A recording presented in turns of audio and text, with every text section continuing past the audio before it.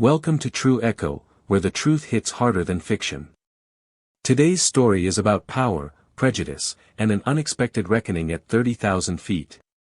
It starts with a black woman being told she doesn't belong in first class.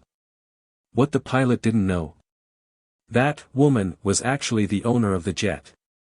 And in just 5 minutes, the entire plane, and the world, would be watching her deliver justice. Don't blink, because this story is about to take off. The air was crisp inside the cabin of Zenith Flight 510. Business travelers bustled down the aisle, tugging designer luggage, already tethered to their emails and itineraries. But none of them expected turbulence before takeoff, and certainly not the kind about to erupt. Dr. Maya Johnson stepped aboard the private Zenith Gulfstream G650 without fanfare. Her attire was modest, a wrinkled gray blouse, navy slacks, and worn loafers. Her hair was pulled back. No entourage. No designer bag. Just a simple boarding pass in hand and the calm confidence of someone who knew exactly where she was headed, seat 1A. But the moment her foot crossed the threshold into first class, she felt it, the cold wall of judgment. Captain Sarah Miller, tall, blonde, starched to perfection, stood like a gatekeeper between classes. Her eyes scanned Maya not with protocol but with prejudice. "Ma'am," she said flatly, "first class isn't for people like you." It wasn't a misunderstanding. It was a declaration. She gestured sharply toward the back of the plane. "You'll need to verify your priority status or move to economy." Maya blinked once. The cabin stilled. A few heads turned, not all in curiosity, some in anticipation. In seat 1B, Richard White, a middle-aged executive with slicked back hair and a smug expression, shifted his silver watch just enough to catch the light. "This area isn't open to just anyone," he muttered, as if she were invisible. What no one realized, what they were about to learn, was that Maya Johnson wasn't just another passenger. She was Zenith's founder. The woman whose signature funded the very seats they sat in. And she wasn't here to play along anymore. Maya stood still. She didn't lash out. Didn't raise her voice. She simply handed over her boarding pass with quiet grace. Captain Miller took it between 2 fingers as if it were soiled, glanced at it, and without even scanning the barcode, said coldly, "Unverified." Maya's lips parted slightly. She could feel the heat rise, not from shame, but from the heavy, unmistakable weight of every barrier she'd broken in her career, now shoved back at her in a single motion. Behind her, passengers shifted uncomfortably. A young woman hugged her handbag tighter. A man whispered to his girlfriend. And Richard White. He leaned over, smirked, and said it louder, "This place has standards." But Maya wasn't leaving. Not this time. Not for them. Captain Sarah's smile didn't exist. Her chin stayed lifted as she repeated, "Either prove your status or move to coach." Maya's silence wasn't weakness. It was calculation. Every breath she took, every second she waited, was documented, by memory and by lens. Because in row 5, a travel blogger named Ethan Collins had just started filming. He wasn't new to injustice. An Asian American with a reputation for calling out bias in travel, Ethan had already posted clips that had gone viral. But nothing like this. What he saw now wasn't just prejudice, it was power protecting itself in real time. Maya's hand gripped her bag. Her eyes locked on Sarah's. "You're making a mistake." "Oh, I doubt that," Sarah replied, loud enough for the cabin to hear. She flipped through the manifest on her tablet without looking up. Still no scan. Still no ID verification. Then, louder, "Unverified. You are not permitted in this section." Ethan's camera captured it all, the stares, the muttered words, the growing tension. He sent a tweet with a short caption. "Zenith flight crew refuses to check ID. Black woman targeted in first class. 2025 and this still happens." In under a minute, the post had over 400 retweets. Activists. Journalists. Influencers. Back in the cabin, Richard White leaned in again. "Try budget flights," he whispered, sliding a crumpled paper toward Maya with a cruel smirk. Still, Maya did not move. The air crackled. She didn't just feel the stares, she carried them like old scars. Captain Sarah stepped back, preparing to call security. That's when Ethan posted again. "They haven't checked her ID. Haven't scanned her ticket. But they're calling her disruptive." And right as the stewardess tapped her tablet to flag Maya unauthorized, something extraordinary began to happen at Zenith headquarters in Chicago. Inside the operations center, a woman named Anna Patel saw the alert, and frowned. Because Anna knew who Maya was. And she knew this wasn't just a customer service failure. It was a live demonstration of everything Maya had warned them about, a biased system that protected its own, until now. The cabin lights dimmed slightly as the engines hummed into readiness, but no one noticed. All eyes were locked on seat 1A, and the woman who refused to move. Captain Sarah was back at the front, jaw clenched. Her fingers tapped furiously across her tablet. She wasn't just annoyed. She was losing control of the narrative.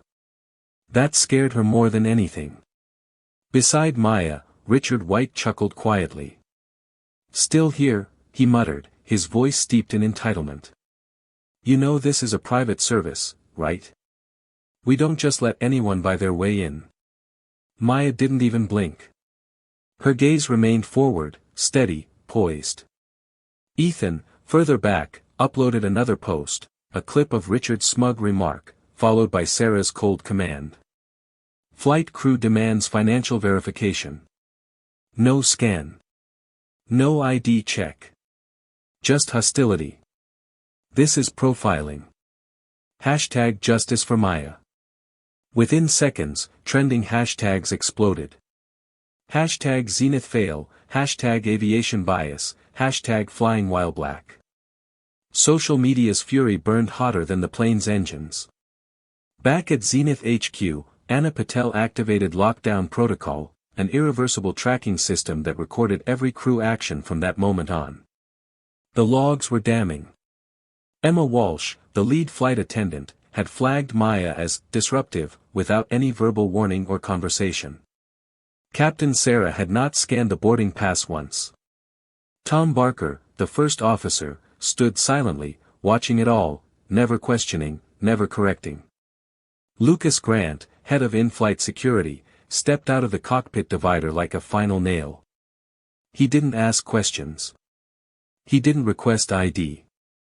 He walked directly to Maya's seat and snapped, "Ma'am, put your device away and vacate this seat. You are unauthorized." It was the kind of command meant to intimidate. The kind Maya had heard before, in conference rooms, in investor meetings, at borders. But she never flinched. Instead, she raised an eyebrow and said quietly, "Are you sure you want to do that?" Lucas's face twisted. "You've already delayed departure." Then he reached down, and grabbed the tablet from her lap. The crack echoed across the cabin like a gunshot. The passengers gasped. Not because of the shattered glass. But because it had finally become undeniable, this wasn't protocol. This was abuse. Ethan's camera caught everything, the snatch, the crunch, the crew's silence, and the passengers' stunned expressions. His next post hit X like lightning. Security lead just assaulted a passenger. No warning. No scan. No ID. She's the CEO. Hashtag Zenith cover-up, hashtag end discrimination. And at that moment, in Zenith's legal war room, Chief Counsel Elena Rivers got the alert. She didn't hesitate. She activated Maya's smart ring, a discreet communication line installed for emergencies exactly like this. Her voice buzzed gently in Maya's ear. "Do not move. We're watching. FAA and EEOC are being alerted. Your system is live." Maya exhaled, steady and sure. The storm was no longer just in the cabin. It was everywhere. Screens flickered across the cabin as news tickers picked up the breaking story. Zenith CEO humiliated on her own jet. Discrimination in the skies. Passengers stared at Maya in disbelief. The woman they had dismissed, judged, or ignored, was the owner of the aircraft. The silence was suffocating. Captain Sarah's face turned pale. Emma's fingers froze above her tablet. Lucas slowly stepped back from Maya, suddenly aware that he might have just destroyed his career. And Richard White. His face drained of color. His earlier smirk vanished. But Maya? She remained still. Regal. Resolute. Because now, the whole world was watching. The energy inside the cabin shifted like a gust of wind through a storm door. Maya hadn't moved from her seat. But everything around her, the hierarchy, the assumptions, the carefully guarded layers of privilege, had started to collapse. One crack at a time. At the front of the cabin, the screen flickered and changed again. This time, the Zenith logo was replaced with a live broadcast from Bloomberg. Breaking, CEO of Zenith Technologies mistaken for unauthorized passenger, discrimination alleged. Passengers who had silently judged or looked away were now glued to their screens. Some covered their mouths. Others leaned forward, whispering with disbelief.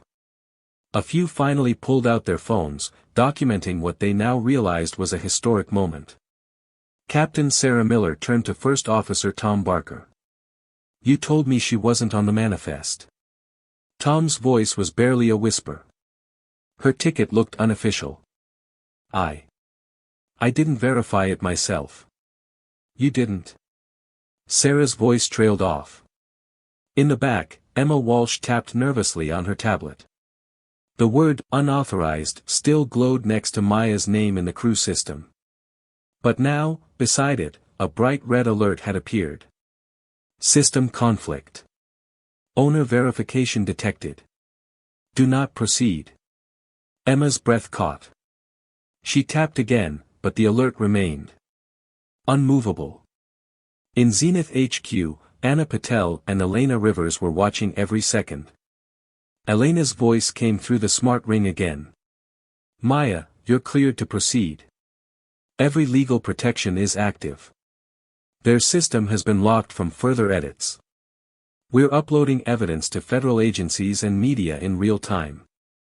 Maya lifted her eyes and finally stood, calmly brushing a wrinkle from her blouse. She turned to Sarah Miller, her voice soft yet cutting. "You just profiled your employer, in front of the world." Sarah's jaw slackened. Behind her composed exterior, the weight of her error was beginning to register, not just humiliation, but career-ending fallout. Richard White let out a choked laugh, as if trying to pretend none of it was real. "Oh come on, this has to be some sort of..." Maya turned to him. She didn't raise her voice. She didn't need to. "You mocked the woman who built this airline from the ground up. You shoved aside my bag. You slid that little note toward me, remember?"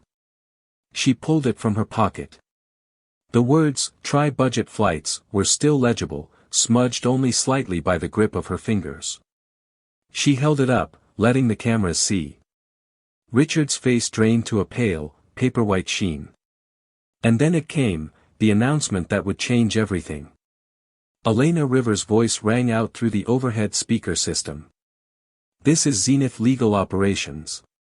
All staff are hereby ordered to cease engagement with Dr. Maya Johnson. Any further action will be considered obstruction and grounds for legal termination." Passengers froze mid-breath. Maya turned to face the crew one last time. Captain Sarah Miller. First Officer Tom Barker. Lead Flight Attendant Emma Walsh. Security Officer Lucas Grant. Her voice never rose. But every word hit like a gavel. "You're fired. Effective immediately." For a moment, no one moved. Then Sarah's knees gave slightly as she slumped into the jump seat behind her. Tom stared at the floor, avoiding every eye. Emma dropped her tablet with a soft clatter and covered her mouth. Lucas, the man who'd snatched Maya's tablet without warning, stood perfectly still, frozen, expressionless. And Richard White. He didn't dare speak again. The cabin erupted, not into chaos, but applause. Soft at first. A few claps. Then more. Then louder. Not wild, but powerful. A tribute. A reckoning. A row of passengers stood and clapped, nodding with solemn respect. Some had once stared with judgment. Now they stood with reverence. Ethan Collins' live stream surged past 4.8 million views in real time. The caption beneath his latest post read, "She just fired them. All of them. On the spot. And now justice is flying first class." The applause rippled through the cabin, no longer just noise but something deeper, relief, reckoning, and rebirth. For some, it was the first time they had seen power used to defend dignity rather than crush it. Maya stood motionless, allowing the moment to settle, not basking in it but grounding it. She had not come to embarrass anyone. She had come to reveal the truth. And now, truth had no intention of going quietly. From the forward cabin monitor, a new feed flickered to life, Zenith's internal live audit. Anna Patel appeared on screen first, her dark eyes focused, her tone exacting. "We are now conducting a real-time audit of Flight 510 following complaints of discrimination, physical misconduct, and system abuse." Anna's voice was calm but resolute. "Using AI-secured logs and surveillance footage, we have verified irregular edits to the passenger manifest and failure to follow verification protocol." Next to her stood Elena Rivers.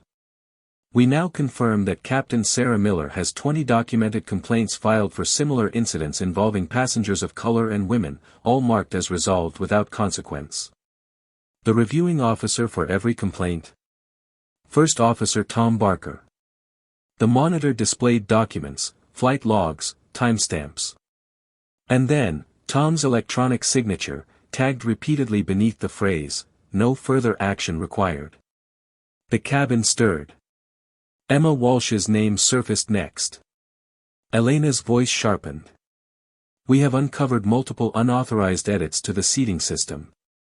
Passengers downgraded, flagged as disruptive without cause. Maya Johnson was one of them. 8 altered records flashed by. Each edit tagged Walsh, E. Then came Lucas Grant. Video footage confirms Mr. Grant used physical force on a seated passenger, Dr. Maya Johnson, without provocation. This constitutes gross misconduct and is being referred to the FAA and EEOC. A final frame appeared on screen, the shattered tablet at Maya's feet, timestamped and verified. The crew members stood like statues. The silence around them wasn't just judgment. It was exposure. Passengers turned in their seats. Some shook their heads in disbelief. Others openly stared. Emma's eyes brimmed with tears. Sarah's lips parted, her composure now completely gone. And Richard White. He slumped, gripping the armrests like they were keeping him afloat. He didn't blink. He didn't breathe. He just stared at the words flashing on the monitor. Banned from Zenith permanently, Richard White. The man who had proudly flaunted his silver watch and connections now looked like a child caught in a lie. At the back of the cabin, Ethan Collins, still recording, leaned into his live stream. "This is what it looks like," he said softly, "when injustice is met with truth. When silence is replaced by action." Maya took a step forward, not toward the cockpit, not toward the door, but to the center aisle. She faced her fellow passengers with calm authority. "I didn't come here to fire people," she said. "I came here to see if our systems work as we claim. They don't. But they will." Her voice was low but magnetic. "Every person deserves the dignity of being seen. Not just scanned. Not just processed. Seen." The cabin, again, was still. Then the forward screen changed once more. This time, it showed the logo of something new. Zenith Equity Program. Maya turned back to the screen. Effective immediately, she announced, Zenith Technologies will launch a new division, run independently from our current chain of command, to oversee all flight and customer operations. Every complaint will be recorded. Every crew action audited. And no one, no matter how senior, will be shielded from accountability. Applause surged once more, stronger, clearer. Then Maya raised her wrist and tapped her smartwatch. And that's not all. As Maya's finger tapped her smartwatch, the cabin lights subtly brightened, not by design, but as if the space itself leaned in to listen. The screen above flickered again and replaced the Zenith Equity Program logo with a live video feed from Zenith headquarters. The image now displayed Maya's own office, sleek, minimal, futuristic, and standing in front of the camera was Elena Rivers, with Anna Patel at her side. Maya spoke directly to the cabin and to the millions watching online. We are establishing the Zenith Fund, a $30 million initiative dedicated to scholarships, training, and career development for underrepresented groups in aviation and tech. We're not just changing policies. We're changing pipelines. Passengers stirred. Some nodded. Others clapped gently. Several looked down at their phones, already sharing the news with headlines of their own. Maya continued, her voice steadier than ever. We are also creating an independent civil aviation oversight council. It will include passengers, whistleblowers, ethics leaders, and yes, travelers like Ethan Collins, who spoke when others stayed silent. Ethan's camera dropped for a moment as emotion caught him off guard. He blinked, hard. A flight attendant from the economy cabin leaned forward from the divider, her eyes wide, and whispered, "That's him. That's Ethan." Behind Maya, the 4 dismissed crew members stood in stunned silence. Not a single one moved. Not Sarah. Not Tom. Not Emma. Not Lucas. They had gone from the unchecked enforcers of policy to ghosts in the very cabin they once ruled. Richard White sat with his arms folded tightly, glaring at the floor like it might give him an exit from public shame. But there was no escape. The passengers began to rise one by one. Not to leave, but to walk to Maya and shake her hand. Some offered words of thanks. Others just nodded, tears in their eyes. One older woman in a lavender sweater said softly, "You didn't just fix a flight. You fixed something in me." A Latino father stepped forward with a small photo in hand, his daughter in an aviation mechanic's uniform. "She thought she'd never get past the front desk," he said. "Now, maybe she will." Maya smiled but didn't cry. She had cried enough in boardrooms and hotel lobbies and elevators when no one looked. Now, she stood tall not as the exception, but as the standard. Suddenly, the plane's PA system pinged. A male voice came over the speaker, warm, a bit unsure, but clear. "This is air traffic control. Zenith 510, you're cleared to taxi." The passengers laughed, the first genuine laughter in an hour. But Maya stepped to the mic before the new pilot could speak. "We'll be slightly delayed." She looked directly into the camera. "Because today, this isn't just a flight. It's a turning point." At Zenith HQ, Anna Patel opened a system-wide broadcast across all global flights and terminals. Screens lit up from Atlanta to Johannesburg, from Heathrow to Singapore. Passengers across the world, standing in boarding lines, waiting at gates, sipping coffee at lounges, looked up to see Maya Johnson addressing them directly. "We will make the skies safe. Not just for your bodies, but for your dignity." Ethan Collins lifted his camera for one final shot, Maya, standing in the middle of first class, not surrounded by status, but by solidarity. And the world, finally, was listening. The cabin lights glowed with a soft golden hue, the same way the world seemed to glow right before dawn, that liminal moment when darkness finally surrenders to the promise of something better. Maya stood in the aisle of first class as passengers finished shaking her hand, returning to their seats not as clients, but as witnesses to something rare, justice in real time. The new pilot, a soft-spoken man named David Lynn, stepped forward from the cockpit. He nodded once at Maya, then turned to the passengers. "Ladies and gentlemen," he began, "we thank you for your patience. We'll be taking off shortly. And I'm proud to say, today marks a new flight path, for Zenith, and maybe, for aviation itself." The plane erupted in warm, heartfelt applause. Maya moved back to seat 1A, the same seat where the confrontation began, where she'd been told she didn't belong. She sat down with grace, lifted her chin, and looked out the window as the aircraft taxied down the runway. But the story didn't end at takeoff. At Zenith headquarters, media outlets now camped outside the main building. News anchors recited the names of Sarah Miller, Tom Barker, Emma Walsh, and Lucas Grant on national television, names once invisible, now synonymous with a collapsing structure of systemic bias. Zenith's board held an emergency press conference, not to spin the story, but to stand behind Maya. The chairman read from a prepared statement. "Maya Johnson has reminded us of the responsibility we all share, to lead not from comfort, but from conscience. Today, Zenith commits to transparency, to justice, and to rebuilding trust one flight at a time." By evening, thousands had taken to social media to share their own stories using the hashtag #JusticeIn5Minutes. Posts poured in from flight attendants, pilots, engineers, and passengers from every corner of the globe. "I was told I didn't have the look for first class, now I know I wasn't alone. My dad was a black mechanic for an airline for 30 years. He would have loved to see this. 5 minutes. That's all it took for her to make me believe in change again." And perhaps most powerful of all, sometimes you don't need a louder voice, just a spine strong enough to stand in silence. On the flight, as the jet reached cruising altitude, a notification pinged on every screen. A message from Maya, personally approved.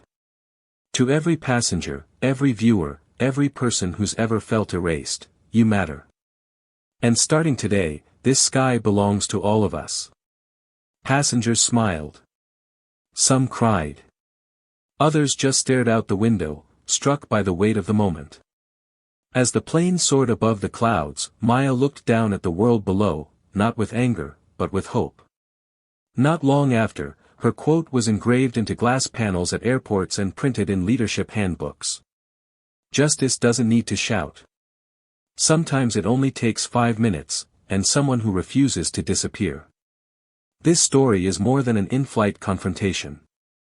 It's about standing firm when silence is easier, about refusing to let injustice win, even in the smallest moments. Dr. Maya Johnson didn't just claim her seat. She claimed a movement. Let her words remind you, justice doesn't need to shout.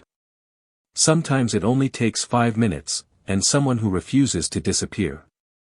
If this story moved you, share it with someone who needs to hear it. Leave a comment below about your own experience or thoughts on standing up to injustice. And if you believe these stories matter, subscribe to True Echo, where real truth always takes flight.